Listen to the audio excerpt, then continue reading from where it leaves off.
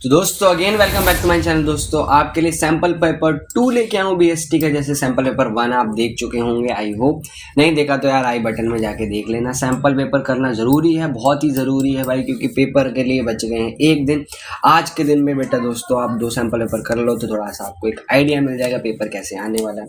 Proper CBSE के through जो है अब ये आपका 80 मार्क्स का पेपर आया, जिसमें 3 घंटे आपको मिलेंगे। वो पेपर लेके आया हूँ मैं प्रॉपर, और इसी साल का लेटेस्ट आप देख सकते हो 22-23 का। ठीक है, इससे पहले मैंने एक प्रॉपर सैंपल पेपर अपलोड कर दिया था। अगर आपने देख लिया तो देख लेना भाई दोस्तों, आपको एक आइडिया मिल जाएगा। फिर सैंपल पेपर 2 है, ये थोड़ा सा आपको एक और आइडिया मिल जाएगा कि भाई कैसे करके आना है। विद सॉल्यूशन डिस्कस करेंगे कौन कौन से केस स्टडी कैसे करना है। ठीक है, तो बढ़ते हैं फटाफट से आगे। आपको पहला क्वेश्चन दे रखा है, ठीक है। Human resources department of any organisation has to ensure the adequate number of employees available throughout the organization at which level of human resources manager works। तो ये कौन से लेवल पे क्या करता है, काम करता है। तो 3 लेवल होते हैं, एक होता है टॉप लेवल, एक होता है मिडल, और एक ऑपरेशनल यानी लोअर, और ऑल ऑफ दिस। आपको 4 ऑप्शन दे रखे। ऑल ऑफ दिस तो मतलब बिल्कुल भी होने से रहा, क्यों नहीं होगा। ऑल ऑफ दिस में थोड़ी आएगा ह्यूमन रिसोर्स डिपार्टमेंट। ठीक है, एचआर डिपार्टमेंट का काम क्या होता है बेसिकली कि चेक करना कि एम्प्लॉयज हैं कि नहीं, और ये टॉप लेवल के अंदर भी नहीं आता है। ठीक है, ना तो ऑपरेशनल की क्यों नहीं आएगा, क्योंकि यहाँ पर कोई एक्टिविटीज की बात नहीं हो रही जो ये काम करता हो। इसका मेन प्रोसेस या मेन वर्क या मेन फोकस कहाँ रहता है कि इंश्योर करना कि ह्यूमन एसेट है कि नहीं, यानी ह्यूमन रिसोर्स है कि नहीं हमारे फर्म के अंदर। तो अगर आप चेक करो तो इसका जो आंसर होगा वो होगा मिडल लेवल मैनेजमेंट। ये मिडिल लेवल के अंदर काम करते हैं, जो पर इंश्योर करते हैं वर्कर्स को कि है कि नहीं। ठीक है दोस्तों, अगला क्वेश्चन दे रखा है, match the category which marked in the column 1 with the correct example in column 2। इन दोनों को क्या करना है, मैच करना है। जो आइडियाज होते हैं वो फिल्म फेस्टिवल है, एक्सपीरियंस फैमिली प्लानिंग है, इवेंट माउंटेनिंग है। तो अगर हम देखें इवेंट तो किसके साथ जाना चाहिए, फिल्म फेस्टिवल के साथ, आर्य भाषा है।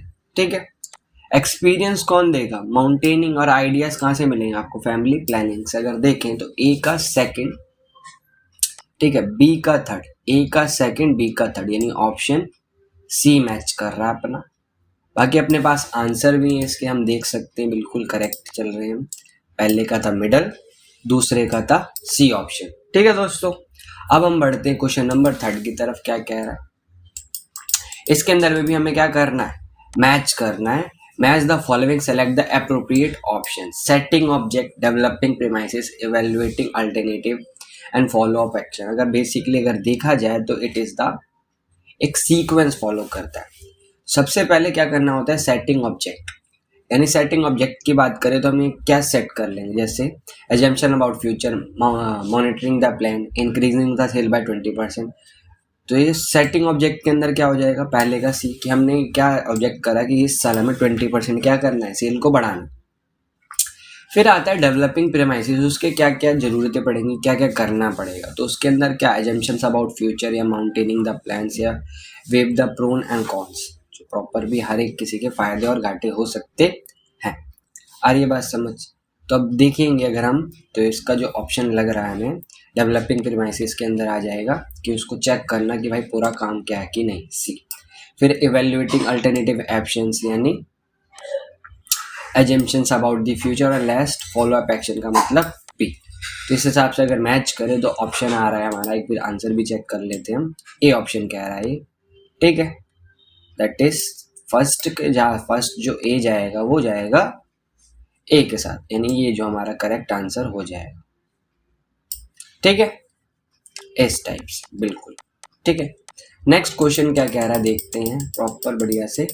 क्वेश्चन नंबर 4 दे रखा आपको, mister Raghav, finance manager of Manav infrastructure private limited, prepare a detailed plan of financial need of the firm in the coming 6 months and source from the where fund will be acquired to meet out these need as a company is planning to open a new branch in other states of India. Identify the financial concept discussed here. तो यहाँ पर किस चीज़ की बात करें, तो यहाँ पर बेसिकली फाइनेंशियल प्लानिंग की बात हो रही है, क्योंकि जो पैसे को हम कैसे क्या करेंगे, कितना चाहिए, तो इसकी बात करें, बाकी आंसर भी हम देखते हुए चलते हैं, दैट इज करेक्ट आंसर। ठीक है दोस्तों, जैसे मैं बताया था बहुत बढ़िया से हमें केस स्टडी करनी है और समझते हुए जाना है। अगला क्वेश्चन आया जैसे कंज्यूमर से, कंज्यूमर वाले चैप्टर से आया, mister X purchase the car, 15 lakh की खरीद रहा है, ठीक है, but he is not satisfied with the quality and performance of the car, the company car did not provide any remedy to him, under which authority consumer protection act 2090 can file the against a case, यानी किस against, मतलब किसके अंदर या किस court के अंदर वो भर सकता है, केस कर सकता है, तो वो हो जाएगा डिस्ट्रिक्ट कोर्ट। डिस्ट्रिक्ट कोर्ट क्यों हो जाएगा, क्योंकि 1 करोड़ से जितने भी 1 करोड़ के अंदर आइटम्स तो परचेज करते हो उस डिस्ट्रिक्ट के अंदर जाते हैं, स्टेट के अंदर 1 करोड़ से 10 करोड़ और नेशनल के अंदर 10 करोड़ से ज़्यादा, और हाई कोर्ट में हम तब जाएंगे जब हम तीनों से सेटिस्फाइड। तो क्वेश्चन नंबर 6 देखते हैं, प्रॉपर क्या है, विच of the following is not a feature of controlling, इनमें से कौन सा फीचर नहीं है, तो कॉन्टिन्यूस प्रोसेस है, जो the nature and extent of controlling does not remain odd, her level में सेम नहीं होता, ये भी भाई सही बात है। कंट्रोलिंग परसेसिव यानी हर जगह पाई जाती है, बट जो सी ऑप्शन है, nature and extent of controlling remain same all the level, हर जगह सेम नहीं हो सकता, ध्यान रखना इस चीज का। अगला क्वेश्चन कह रहा है सेबी वाले चैप्टर से आया, the national stock exchange in India was recognised as the stock exchange in the year 1920, 1993, 1995, 94।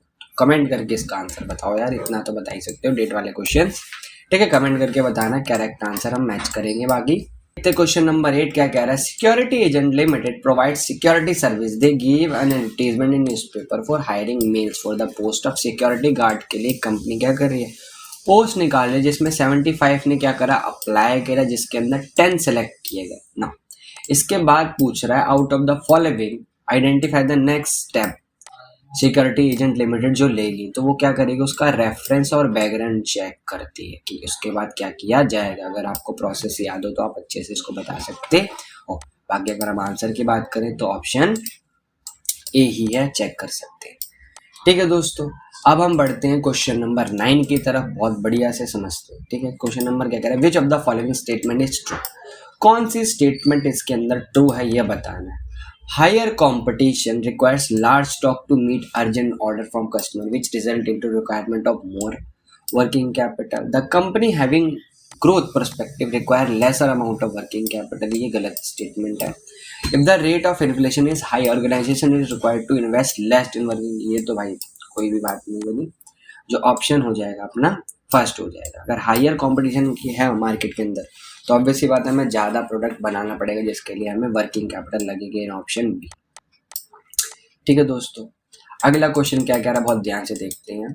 In order to make on annual day of the school is successful event, the head minister of the school segregated all the activity to the task group, each one dealing with a specific area. For instance, decoration, refreshment, best stage, support, etc. Each group was put under the charge of any one teacher. Identify the function of management performed by head minister by the dividing the activity and assigning the duty. तो अगर इसके answer की बात करें तो ना तो ये दोस्तों प्लानिंग होने वाला, ना तो डायरेक्टिंग होना, ना तो staff.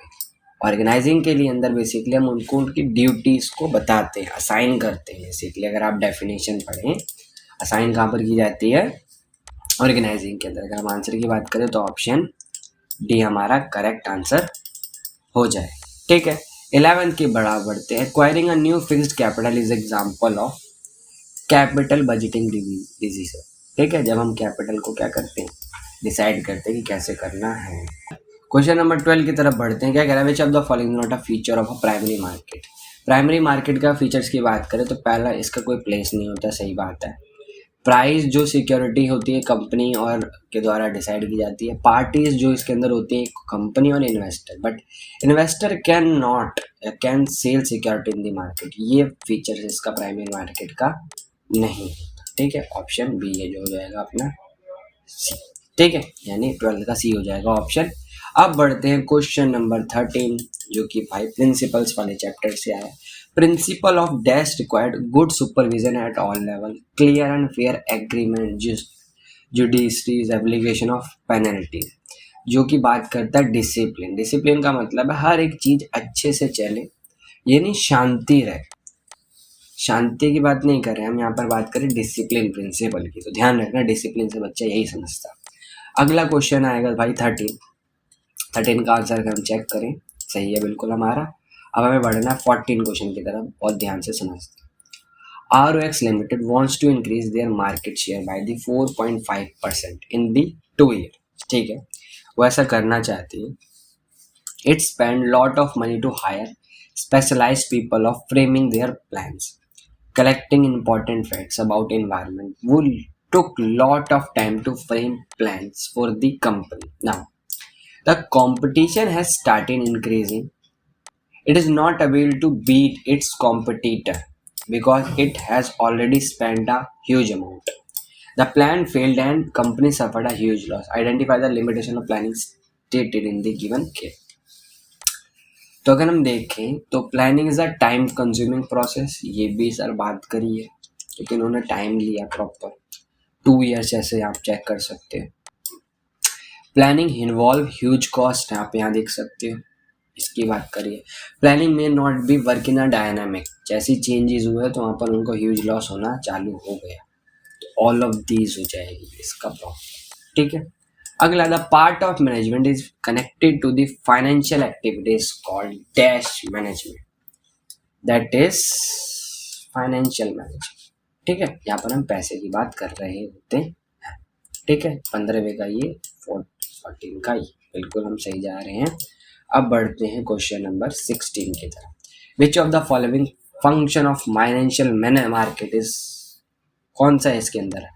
Mobilisation of saving and challenging them into productive lines. यानी भाई सही बात है, जो पैसा बचता है मार्केट के अंदर उसको इधर उधर से करना, और उसको जहाँ पर जरूरत है वहाँ पर देना, प्राइस को मतलब एक बनाना और लिक्विडिटी बनाना। तो ये सारे ही इसके फंक्शंस होते हैं। ठीक है, अगला आता है the work perform by the top level management is easy, over is the effort to focus, complex and stressful, concern with the control of operative employees. तो वो बेसिकली थोड़ा सा कॉम्प्लेक्स होता है, क्योंकि टॉप लेवल वो डिसीजन लेता है जो कि मिडल और लोअर ले नहीं सकते, क्योंकि वहाँ पर उनको थोड़ा सा अपने दिमाग से अच्छे से काम करना। ठीक है ना, प्लानिंग वाले चैप्टर से आया क्वेश्चन, देखते हैं क्या कह रहा है। The government has been developing down in on its effort to switch to 100% electric vehicle by 2030। ठीक है, उन्होंने एक प्लान बनाया। Many company such as Tata motors, Kinetic motors, Maruti Suzuki, Hyundai motors are all ready to their EV model of 2020 launch in order to support the plan. Identify the type of plan be described in the above. तो ये कोई method तो नहीं है, तो इसका जो correct answer होना चाहिए दैट इज स्ट्रेटेजी। ठीक है, इन्होंने क्या बनाई, एक स्ट्रेटेजी बनाई है। ठीक है, क्वेश्चन नंबर 19 क्या कह रहा है? Samara limited has debt to equity ratio is this and Gallot limited, इनका रेशियो ये ना। नेम द एडवांटेज जो कि समर लिमिटेड के पास होगा, किसके थ्रू? गैलॉट के, क्योंकि वहाँ पर जो rate of interest is lower than the rate of investment है। तो अगर देखा जाए तो वो ट्रेडिंग ऑन इक्विटी कर सकता है थोड़ी सी बेस्ट से। जैसे आपने अगर देखा हो फाइनेंशियल लिवरेज का एक न्यूमेरिकल आएगा आपके पेपर में, आपको पता होना चाहिए, तो उस टॉपिक को आप कवर कर सकते हैं। ठीक है, अगला 20 क्वेश्चन क्या कह रहा है? लास्ट MCQ है भाई, इसके बाद बढ़िया बढ़िया आइडेंटिफाई करने पड़ेंगे हम कंसेप्ट को। तो देखते हैं। Controlling function is organisation is backward looking, forward looking, दोनों ही होता है भाई, आगे और पीछे दोनों देखते हुए चलिए। ठीक है, ये तो टोटल हमने 20 क्वेश्चन कर लिए विद आंसर के साथ दोस्तों। ठीक है, ये कंप्लीट हो गया हमारे 20 MCQ। ठीक है दोस्तों, फिर आ जाते हैं इसके बाद केस स्टडी, जो कि बहुत इंपॉर्टेंट हो जाती है केस स्टडी। अगर आप देखो 21 से, जो कि हम पार्ट 2 के अंदर करेंगे, ताकि वीडियो थोड़ी सी शॉर्ट लगे आपको और जल्दी से आप कवर करो। पार्ट 2 के अंदर हम सारे क्वेश्चन जितने भी बचे हैं आपके, अगर मैं बताऊं कितने क्वेश्चन बचे हैं, टोटल 34 थे, जिसमें से हम 20 कर चुके हैं। तो यानी ओनली 14 क्वेश्चंस करने, जो कि बढ़िया बढ़िया क्वेश्चंस हैं, बढ़िया से हो जाएंगे, जिसके अंदर कुछ डायरेक्ट क्वेश्चन होंगे और कुछ इनडायरेक्ट होंगे। ठीक है, यानी केस स्टडी भाई। आगे मिलते हैं नेक्स्ट वीडियो में, तब तक के लिए बाय एंड